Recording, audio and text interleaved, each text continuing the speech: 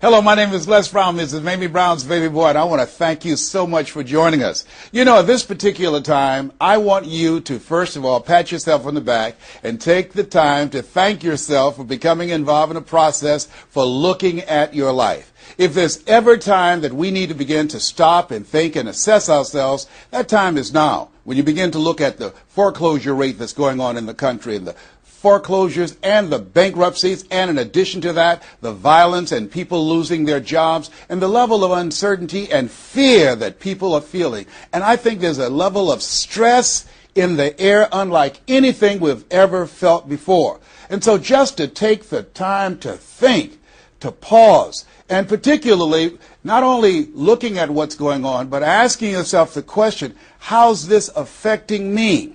You know, we want to all become successful, but I've found that there's some success that's toxic success. What I mean is that you don't want to end up going after goals and dreams and neglect yourself. I want you to think about your goals and dreams and things that you want to achieve, and at the top of the list, I want you to put up there your strategy for being here. I just came from the doctor. Let me share something with you.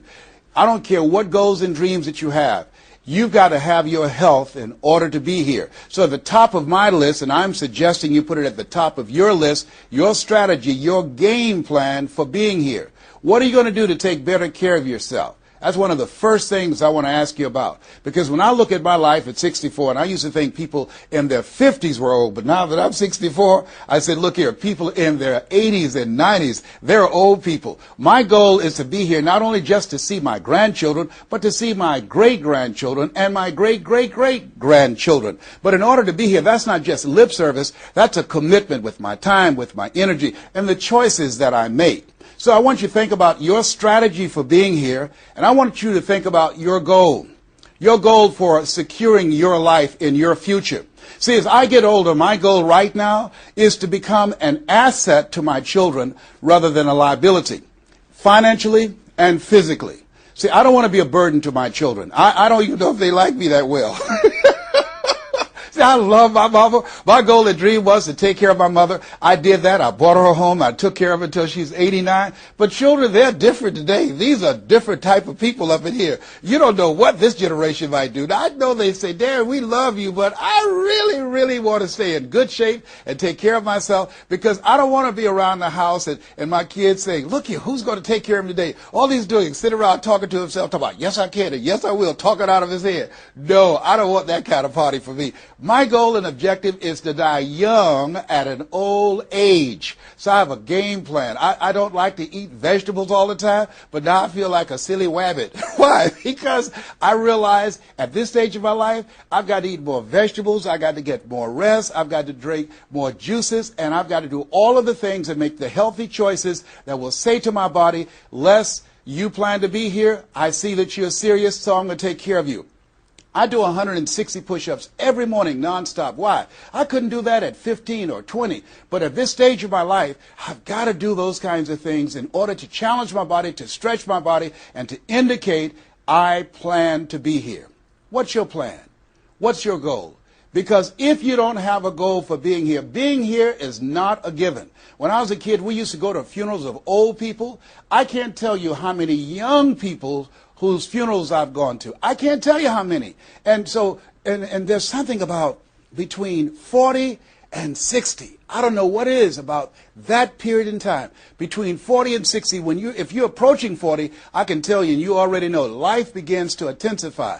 Things happen to you, and things happen to people you care about. Between 40 and 60, if you can make it through that period, you can take a deep breath, because most people don't make 60. Most people don't. And why? And I think it's because people just take it for granted that they're going to be here. So I want to share with you some goals and strategies as you think about your goals. I want you to visualize yourself having optimal health. Having your right mind. I used to ask my mama, Mama, every Sunday you stand up in church and other older members of the church say, I want to thank the Lord for waking me up in my right mind this morning. Why do y'all say that all the time? She said, don't worry, son. You live long enough, you'll find out. She was absolutely right. I went in the room the other day to find something. I got in there, and I couldn't remember what I was looking for. I came out, I remembered what I was looking for. I went back in, I found it. Then I couldn't remember why I was looking for it. One of my children said, Daddy, you need some ginkgo biloba. I said, what's that? She said, something for your memory. I went down to the health food store. I was walking around. The lady said, may I help you, sir? I said, I forgot why I'm here. She said, you need something for your memory. I said, I know. So they took me over to a little section, and I bought the stuff, and then I took it home. Now, I can't remember where I put it. So when I got up this morning, I said, I want to thank the Lord for waking me up in my right mind this morning. See, if you woke up in your right mind this morning, that's a good thing. I called a friend of mine the other day, Miss Williams, said, Miss Williams, how you doing? She said, baby, I'm doing good. She said, I went to the bathroom by myself, not all myself. I said, too much information, too much information. Let me tell you something, but that's a good thing. I know about that. I've been in the hospital. I know what it is not to be able to move. I know what it is to have back challenges. I know what it is to be in pain. So this thing called life, you've got your health. Let me share something with you. That's a good thing. A friend of mine, Bishop T.D. Jakes, said, if you got a problem man or money can solve, you ain't got no problem. I can agree with that. And I learned some things going through that experience. And really, I should say, growing through that experience. My goal at that time was to be here. And trust me, it's better be seen than to be viewed. Are you feeling it, brother? Up in here, up in here. So I want you to think about your goals and dreams. And here's what I want you to do right now. I want you to say to yourself, it's possible. It's possible. And I want you to follow along with this process. As you think about your goals and dreams, I want you to write this down. I'm going to give you some strategies of maintaining this possibility mindset. I want you to write down mindset maintenance. Mindset maintenance. Let me share something with you. The easiest thing that I do every year is to live my dream. That is, helping people to realize their potential, to step into their greatness, challenging themselves, reinventing themselves, to start their own businesses. I've helped over 400 people earn millions of dollars. The easiest thing I do every year is what I do on a day-to-day basis, going into prisons and juvenile detention centers, teaching young people mindset development, how to become effective communicators, how to dress like a prospect rather than a suspect. Those are the easy things that I do. Let me share with you the most difficult thing that I've ever done in my life. And that was to believe that I could do it. That's the most difficult thing that I've ever done in my entire life. To believe that I, Les Brown, who was born in an abandoned building on a floor in a poor section of Miami, Florida, with a twin brother. We were adopted. We were 6 weeks of age by Mrs. Mamie Brown, and I called myself Mrs. Mamie Brown's baby boy. All that I am and all that I ever hope to be, I owe to my mother. I saw a sign once that said, God took me out of my biological mother's womb and placed me in the heart of my adopted mother. To believe that I, Les Brown, who was labeled educable mental retarded, put back from the 5th grade to the 4th grade, failed again when I was in the 8th grade, to believe that I had the ability to live the life that I'm now living.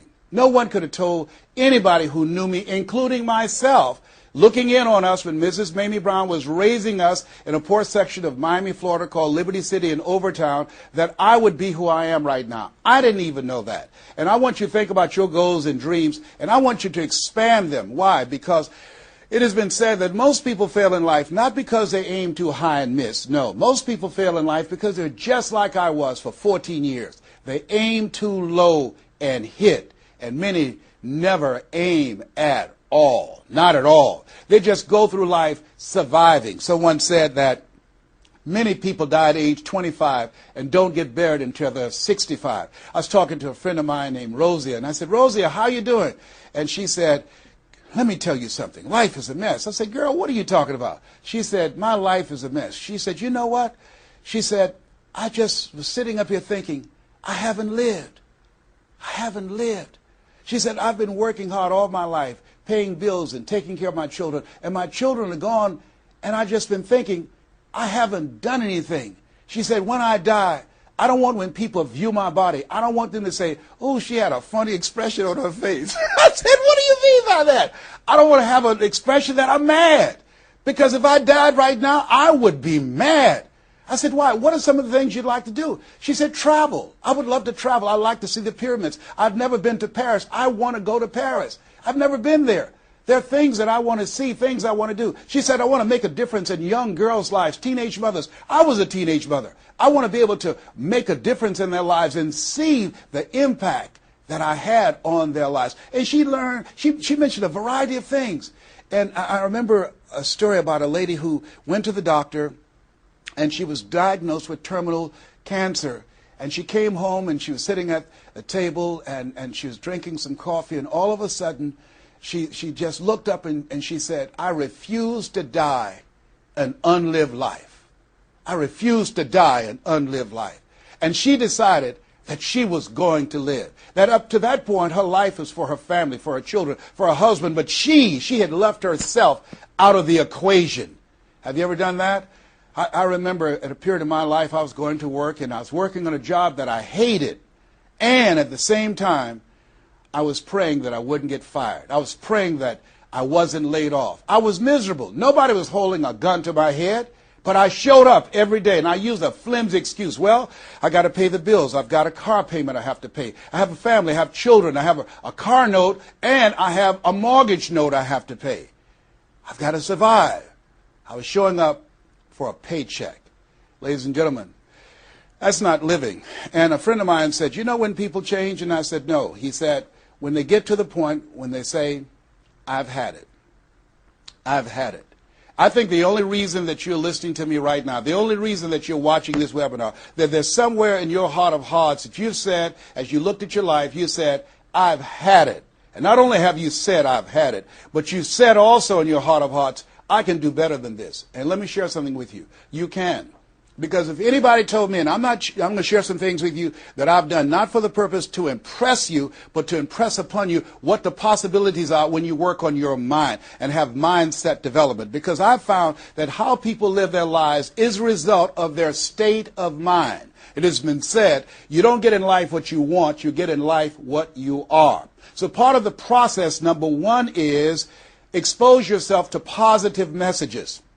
See, what I'm doing right now, I'm distracting the story that's going on in your head right now. How you live your life, how I live my life, how all of us live our lives is a result of the story we believe about ourselves. And most of us are born into stories. I was born into a story where we were poor, but we didn't know it. I didn't know we were poor until I got on a bus with my mother going to do domestic work on Miami Beach. And when we crossed the Venetian Causeway and I saw those big, beautiful hotels, and I was in the homes with my mother making up beds and cleaning, and we ate the food left over from the families that she cooked for. And we wore the hand-me-down clothes of the children that she kept. And I kept saying, "Mama, what is it, boy?" As we got ready to pack up to go back home and to Overtown and Liberty City and all the poverty and filth and the violence there, I was saying, "Why can't we stay here?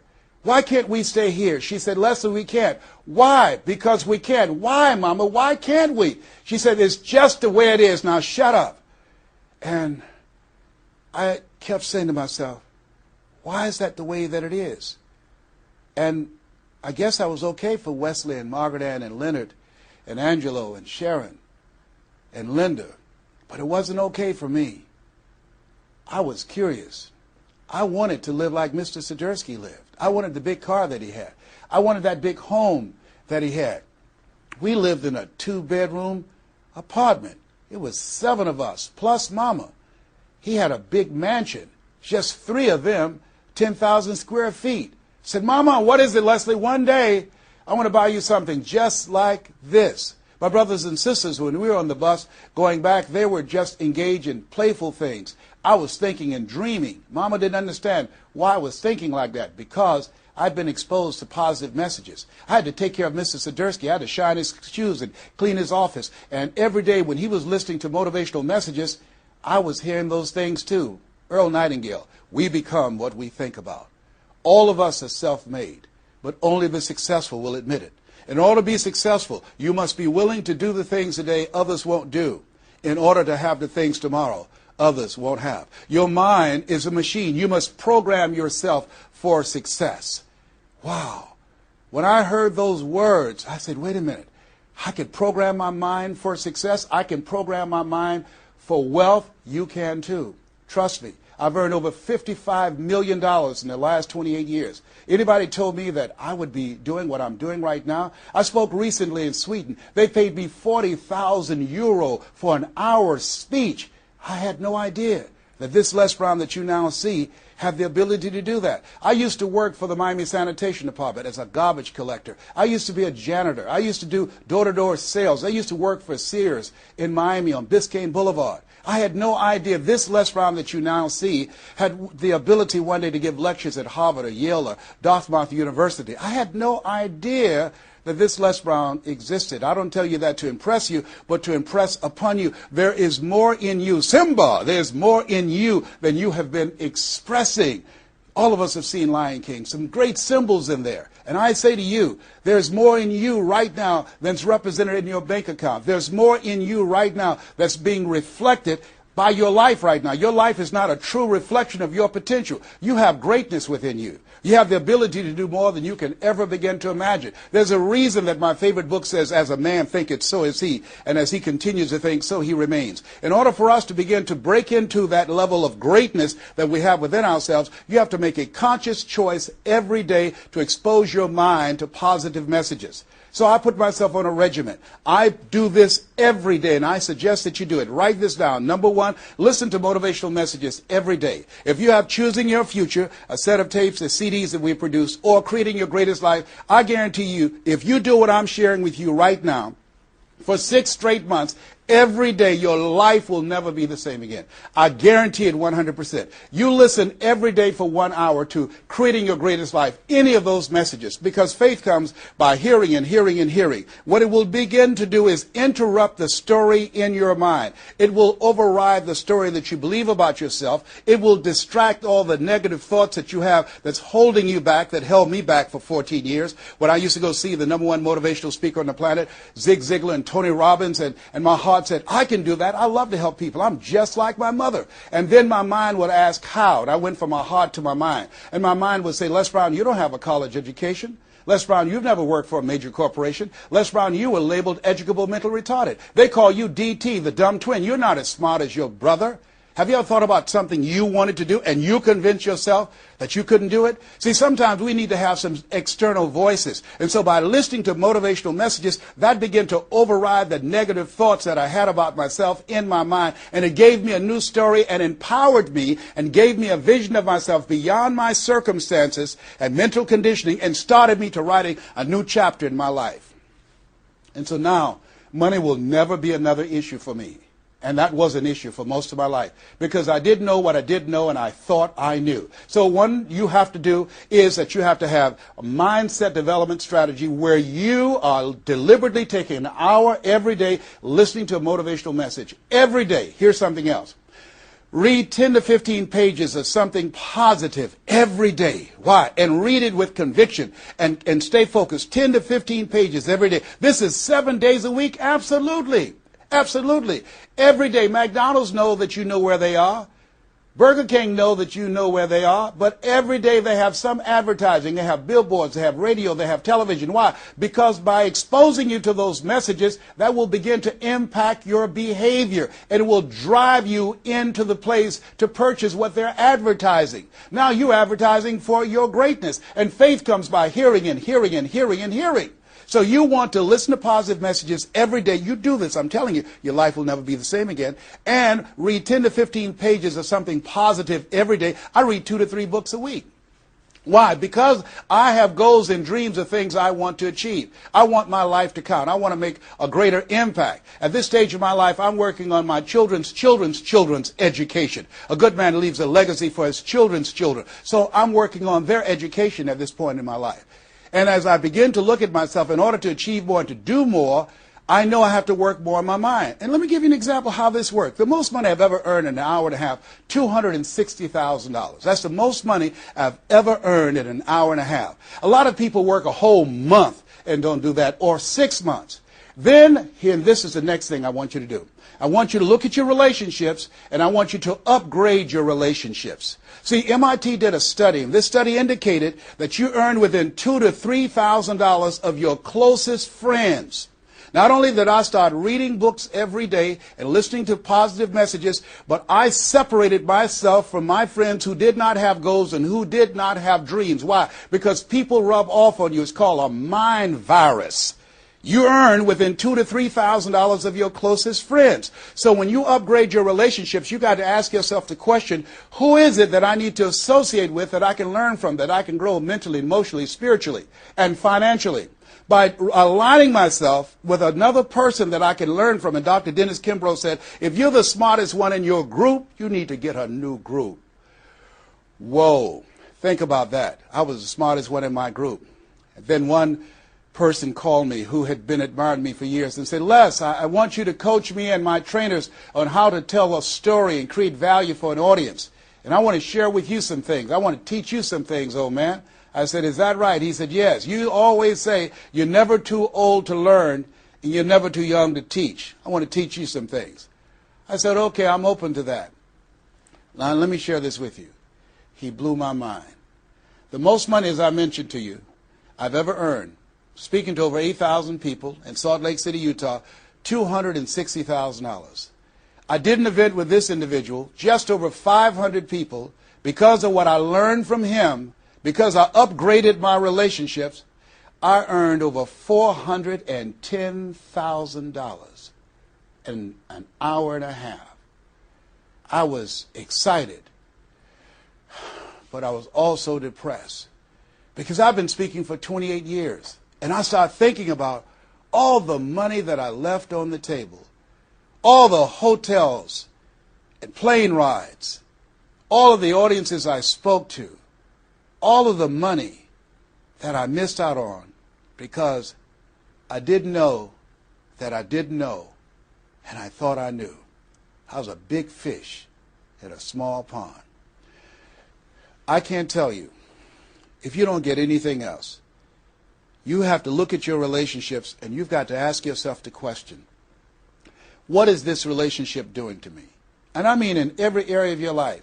When the doctor looked at me and said, you have cancer. Cancer is the most feared word in 7 different languages.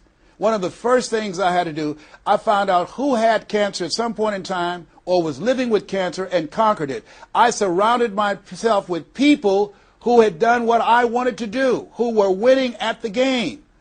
See, it's very important, every area of your life. If you want to improve your health, start hanging around healthy people. They did a 30-year study and said that the reason that most people are obese, it's a mind virus. Listen to what they said. A mind virus is communicated mind to mind. That if you have a friend that's fat or you marry somebody that's obese, you have a 41% to up to 161% of becoming obese yourself. Even if they live in another state. Whoa, why? Because birds of a feather flock together. Never forget, a high school teacher, Mr. Leroy Washington, said, Mr. Brown, if you run around with 9 broke people, I guarantee you, you'll become number 10. Whoa. Think about that. Part of your mindset development, not only listening, not only reading, but you have got to look at your relationships, upgrade your relationships, and continue to evaluate them and make sure they're an asset to you and not a liability. My son John Leslie is a motivational speaker. He has a saying, who should you count on and who should you count out? See, there's some relationships that can start out real positive, and then sometimes we outgrow people. Has that ever happened to you? Have you ever outgrown someone? Somebody you used to be close to, used to be your bosom buddy, and then you haven't been together for a time, and then when you get together, you have absolutely nothing in common. Sometimes that happens with family members. My twin brother, it's a strained conversation because he's talking about, Les, did you hear who died? No, I don't get up reading the obituary column. I'm glad my name is not there. Hello, I don't care. I'm focusing on living. Our conversations are so different. Isn't it interesting how you could be raised in the same family, same circumstances, by the same parents and end up dramatically different? It's called life. Here's the other thing that's very important. Write down the goals that you want to achieve. Write them down. Put them on a 3x5 card. And I want you to use a King James Version Bible and Matthew 7:7. Ask and it shall be given. Seek and ye shall find. Knock and it shall be open unto you. I want you to write that on one side of the card. On the flip side of the card, I want you to write down one major goal that you want to achieve. And you want to read that 3 times a day. 3 times a day. What are you doing? You're hypnotizing yourself. and you're dehypnotizing yourself. What you're doing is you are dispelling the myths and all of the spells that you're living under. I think that a poverty mindset is a spell. I think that people go so far, and because they're mesmerized by life, they unconsciously stop. And you have to break that spell by constant attention. So on one side you read your goal, that one major goal, 3 times a day. Then the flip side, you flip that scripture over. Ask and it shall be given. Seek and ye shall find. Knock and it shall be given unto you. As you read that every day, 3 times a day, I can tell you, amazing things, breakthroughs will happen for you. Now, we're going to take a break right now, and I want you to take the time to think about this one thing. What is it that you're going to do differently? Because in order to do something you've never done, you've got to become someone you've never been. You've got to be willing to give up who you have been to give birth to who you can become. I want you to take the time and write down one radical change that you're going to make about you, and you know if you do that, your life will never be the same again. This is Mrs. Mamie Brown's baby boy, Les Brown. We're going to take a break right now, and we'll be right back.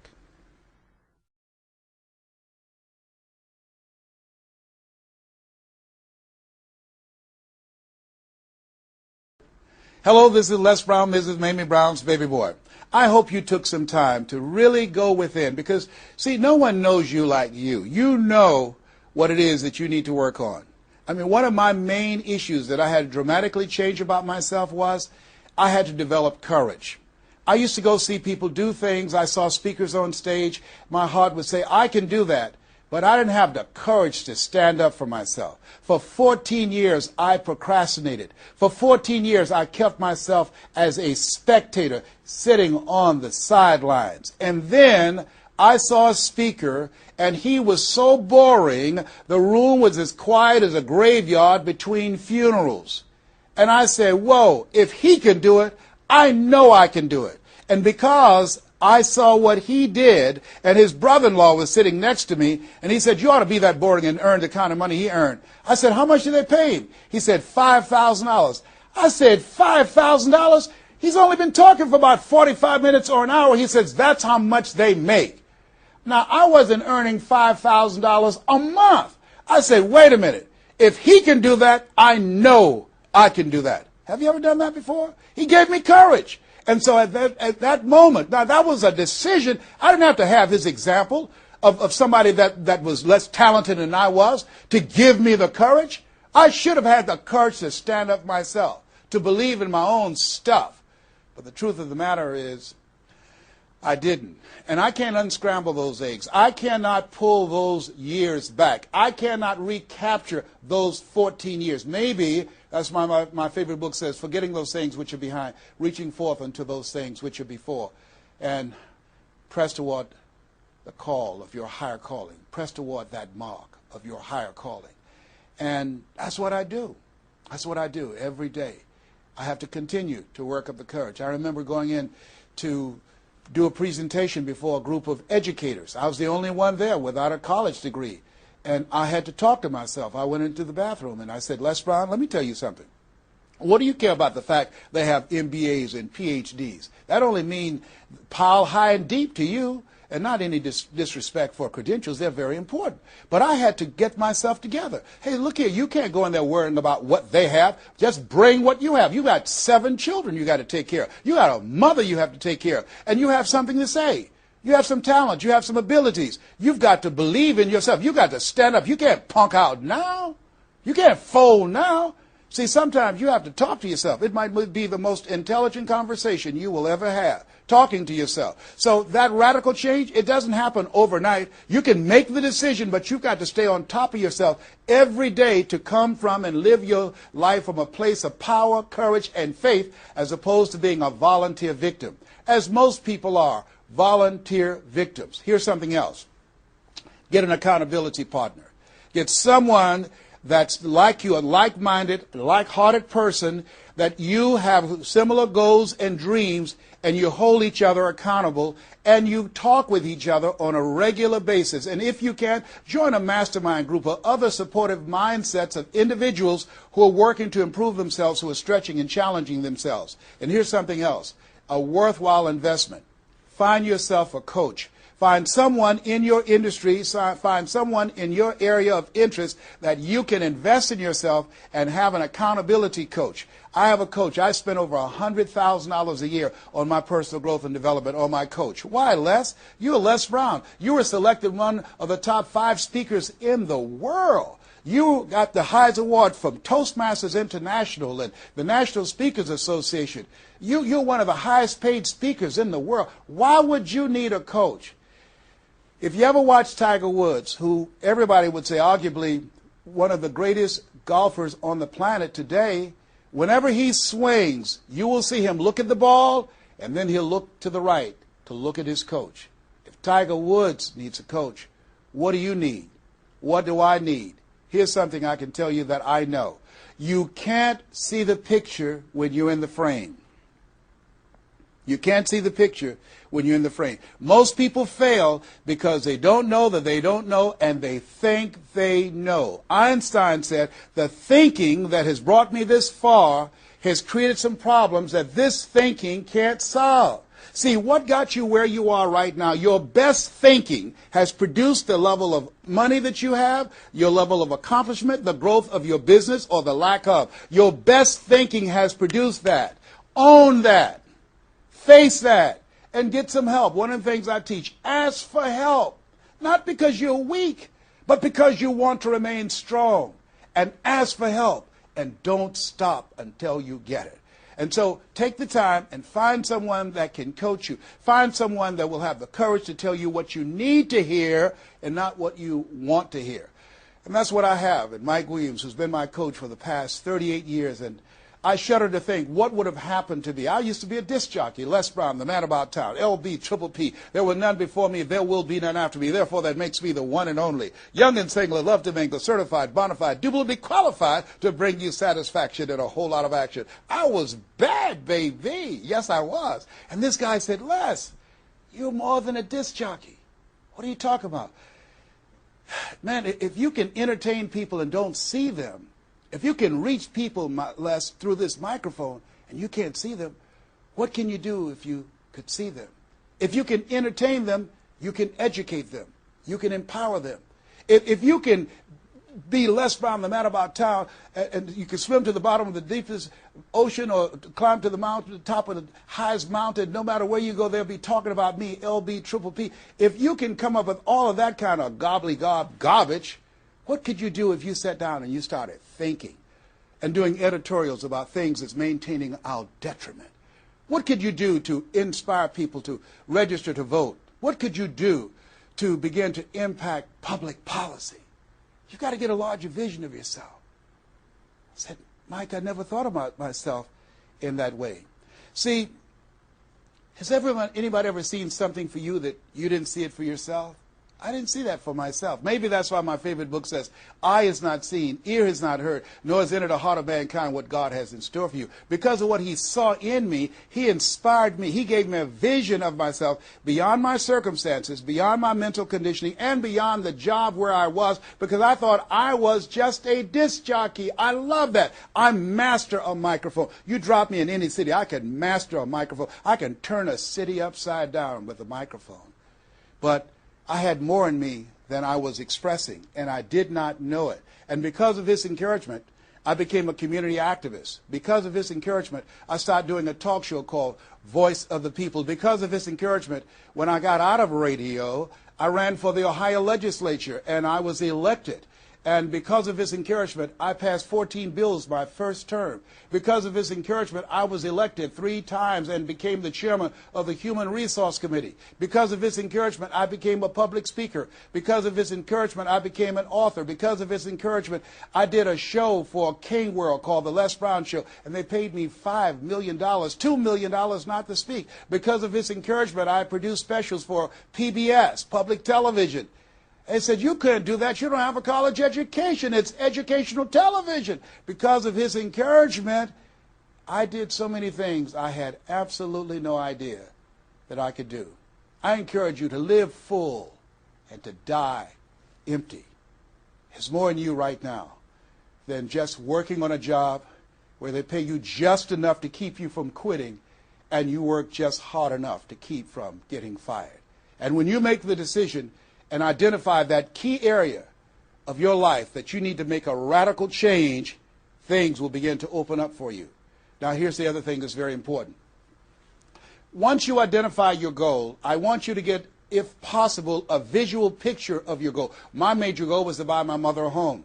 I got the picture of the home with a 12-foot swimming pool and a basketball court on a golf course. I bought that home for my mother. It cost just over $400,000, 10,000 square feet. I had a picture long before I had the money and the down payment to get it. My goal was to be known nationally and internationally as a speaker. I had that goal. I had a card that I had on one side, asking and shall be given, seeking ye shall find, knocking and shall be opened. On the other side I had, I'm the world's #1 orator. I produced that result in my life. I had a goal of becoming a talk show host. I used to watch Phil Donahue, and I put my picture on the screen of the television as I listened to the program. I visualized myself there, and I was called by King World Production, and I had my own talk show. Well, it was the highest rated, fastest canceled talk show in the history of television. Well, at least I had one. It's called life. Now, here's something else. You will fail your way to success. Trust me on that. You can have a lot of failures, a lot of disappointments, but you will fail your way to success. Goethe says, that which does not kill you will make you stronger. See, 85% of people allow their fear of failure to outweigh their desire to succeed. That's why you have to be of good courage. You have to have courage. When life knocks you down, I have a saying, try and land on your back, because if you can look up, you can get up. So once you look at and decide the goal that you want to put some things, put a treasure board or a goal board and have pictures of the goal that you want to achieve so you can see it every day when you get up in the morning and the last thing at night. You're programming your subconscious mind where 9 out of 10 decisions that you make comes from there. Here's something else.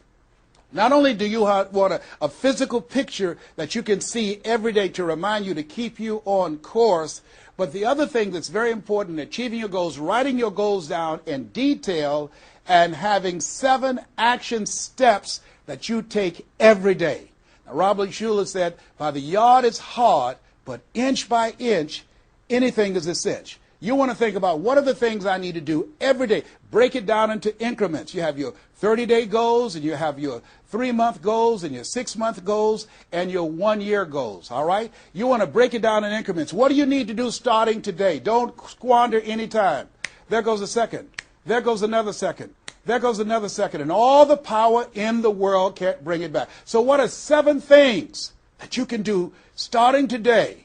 And then once you do those 7 things, then you work on all the other stuff. But what are the 7 most important steps that you can take that can move you in the direction of your goal? And when I decided to become a speaker, I started memorizing quotes every day.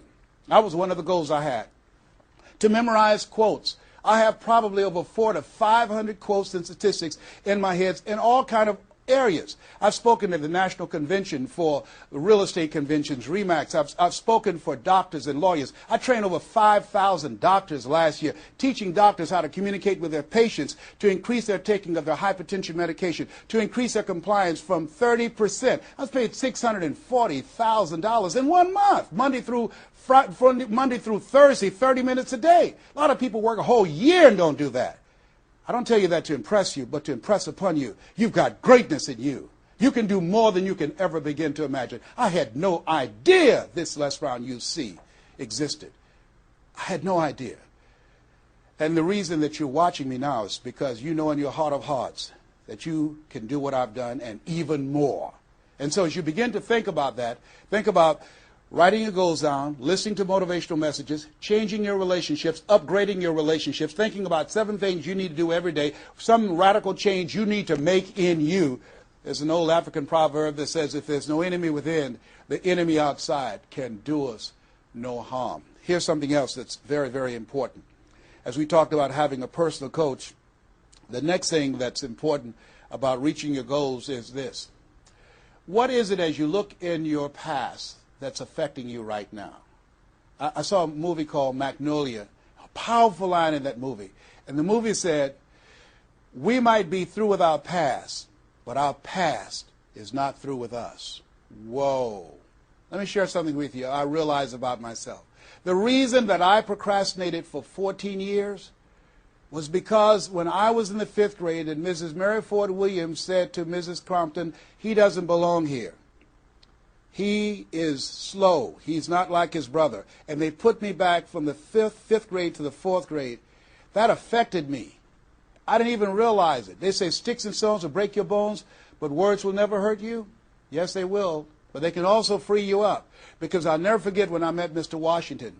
It was my junior year in high school. I had been in special education from the 4th grade all the way up to my junior year in high school. My twin brother always made the honor roll. And he said, young man, work this problem out for me. He was a new instructor. I said, sir, I can't do that. He said, why not? I said, I'm not one of your students. He said, look at me. Yes, sir. Work the problem out anyhow. I can't do what you asked me to do, sir. Why? Sir, because I'm educable, mentally retarded. And the students erupted in laughter. They said, hey, he's D.T. He said, what's that? He's the dumb twin. He's not Wesley. That's Leslie. And he came from behind his desk and he said, don't ever say that again. Someone's opinion of you does not have to become your reality. That was a jarring statement. On one hand, I was humiliated. But on the other hand, I was liberated. Because he looked at me with the eyes of Goethe, who said, look at a man the way that he is, he only becomes worse. But look at him as if he were what he could be, then he becomes what he should be. And here's what I learned from that experience. I want you to visualize yourself already there. Whatever goal, whatever dream that you have, see the picture complete. See yourself there. Why? We have something at the base of our brains called the reticular activating system.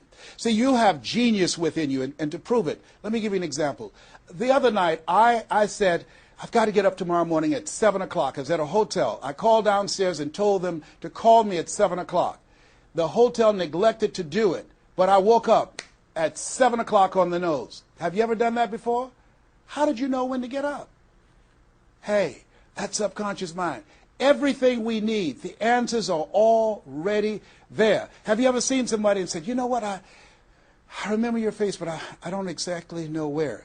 And then later on you say, hey, I know where I saw you, and it came. What happened? The conscious mind sent that thought to the subconscious mind, and it pulled that information up and gave it to you.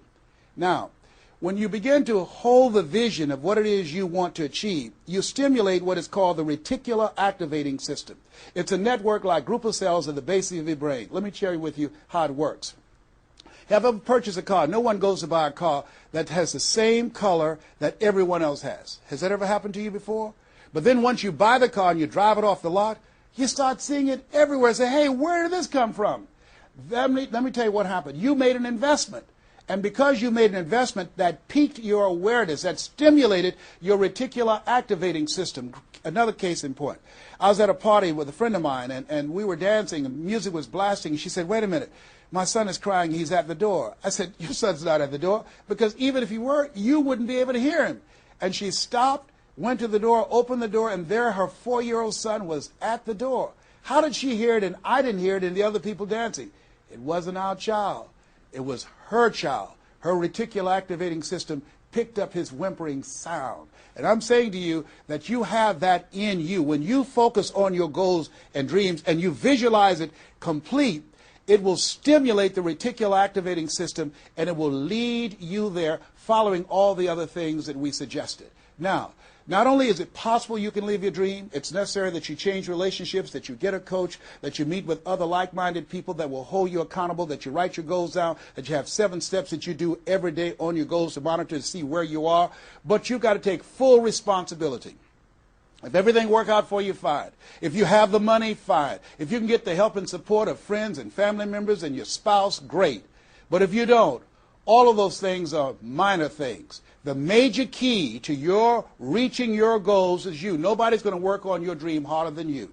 Trust me on that one. You've got to take responsibility to make it happen. If it happens when you come out the gate, fine. But if you fail, so what? Come back again and again and again and again. If it's something that you love, if it's your passion, until you do it. George Bernard Shaw said, the people that make it in this life, they look around for the circumstances that they want, and if they can't find them, they create them. Here's something else. It's hard. When I bought the first home for my mother, and I didn't do a title search, and a guy sued me, And I had to move out from the big, beautiful home I bought her to a roach-infested home I moved her out of. And the neighbors came out and said, Mamie, y'all back? Yes, what happened? My boy lost a house. He didn't do a title search.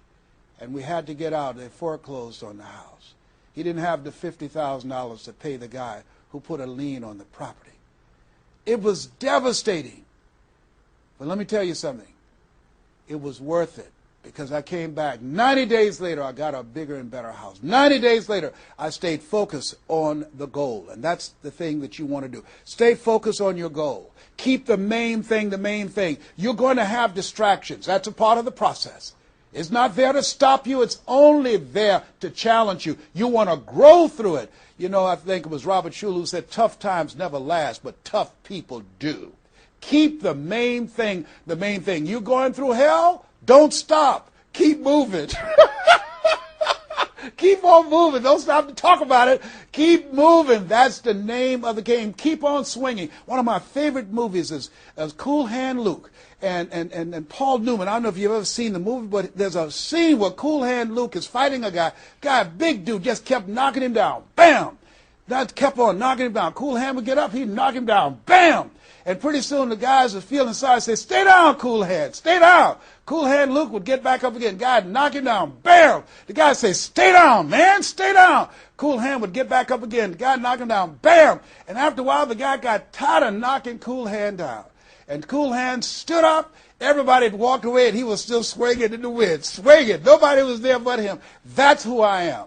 Cool Hand Luke. That's who you want to be. Cool Hand Luke. You keep on swinging, and the universe will yield to you. It will dispatch angels to come rescue you and say, back off. Give him what he wants. Give her what she wants. Let's go find a wimp today. That's the way life is. It's hard, but it's worth it. What will make it worth it for you? Nietzsche said, if you know the why for living, you can endure almost anyhow. I want you to take the time and write down 12 reasons on why you won't fail. Because when the tough times come, and they're going to come, when life hits you on the blind side, and that's going to happen, your children start going crazy, or someone you thought you'd be married to for the rest of your life, like I went through, and they decide they want a divorce, called life. What is it that can keep you going? Your reasons will be your rod and staff to comfort you, to take you through that process. I can tell you it's possible. You can live your dreams. It's necessary that you surround yourself with people you can learn from and grow from, that you write your goals out, you work on them every day, that you have a made-up mind, I'm going to make it. It's necessary that you constantly work on yourself, reading positive material, listening to positive material, going to seminars and workshops, investing in yourself, getting a coach. And it's you. You've got to take personal responsibility to make it happen. Don't see yourself as a victim. And it's hard.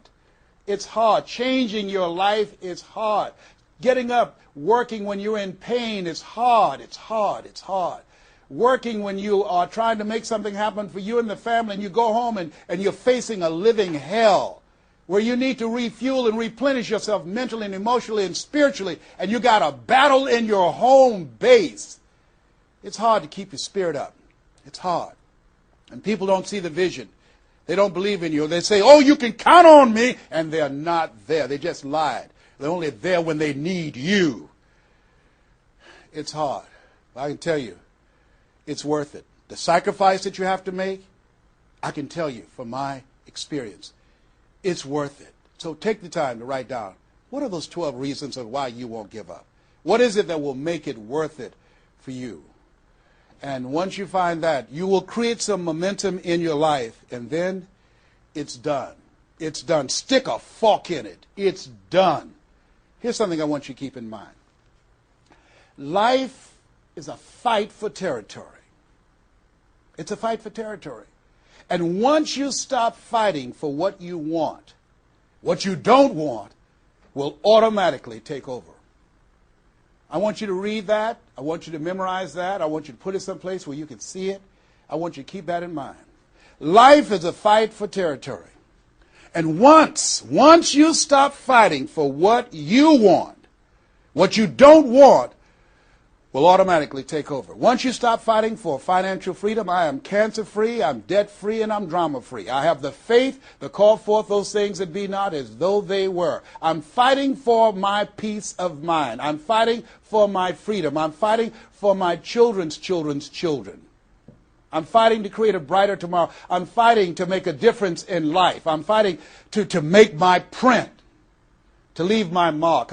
I refuse to die and unlive life. And that's what you are doing right now. You're saying to yourself, I refuse to die and unlive life. I want my life to count. I want my life to mean something. I want not to be a burden to anybody. I want to control my own future, to write my own check, to control my own destiny, to do what I want to do when I want to do it, not to answer to anyone else but myself.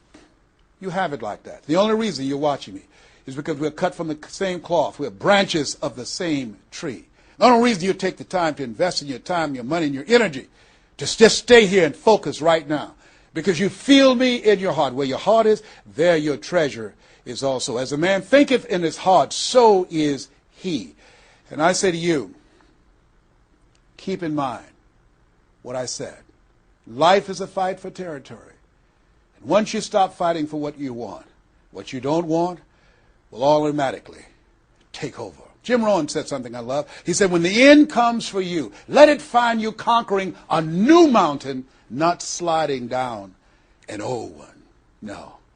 Life is too short and unpredictable, as Helen Keller would say. Eat the dessert first. Don't let it find you sliding down the same mountain. I don't know what your goals are.